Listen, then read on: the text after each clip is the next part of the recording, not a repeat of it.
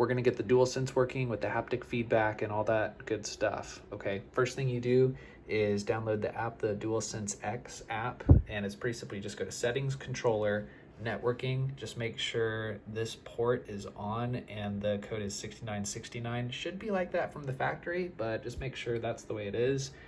Then you go to your, oh, and then, okay, so this Dualsense X link, okay, that you cannot install just with the zip file in your manager. You actually have to install it manually. So these, this app and content folder, literally just copy and paste it in your Assetto Corsa folder. You have to install it manually, okay? And then after that, you go to your content manager and you go to Content, Miscellaneous, Python Apps, and you make sure that this Dualsense X link is activated. So we got that activated, and then next thing you do, gosh, there's so many steps here. So you go to Settings, Assetto Corsa, make sure these aren't ticked. I don't care what all the other videos and things say. Do not tick these, okay? And then you go to Custom Shaders Patch, Gamepad FX, and just make sure everything's these things are active right here. Just make sure all those things are active. And then for the script, you just do Advanced Gamepad Assist. I found that this gyro steer one, even though it specifies that it gives you the haptic feedback, man, it drives the haptic feedback motors crazy. Something's messed up with that. So just do the Advanced Gamepad Assist. All right. And then I'm trying to think if there's anything else. I feel like there was something else I was missing. I feel like there was something in the Dualsense app that I was missing. Oh, with the controller emulation, yeah, this is what it was. Some people were saying you gotta do Xbox 360 or DualShock. It really doesn't matter. I just keep mine off. You just wanna make sure that for your Assetto Corsa app,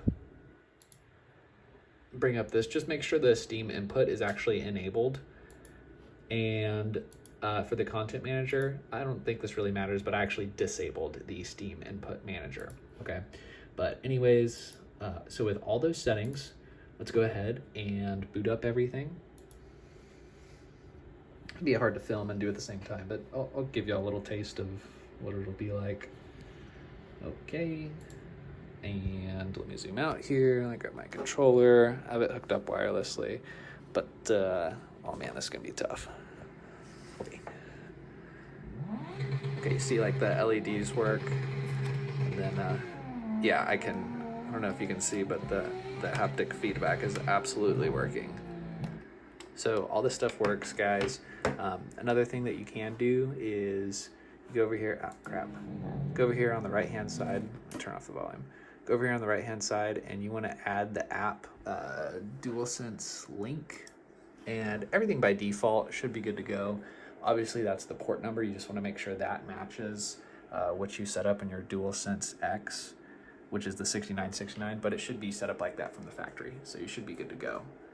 So that's basically it. Also another tip, if you wanna change your controls on the fly, in order to get controller tweaks, you actually need to go up here and go to the app shelf, and then you can get controller tweaks from here. I think mine's at the bottom, but you install it from there, and you just add it to that sidebar menu.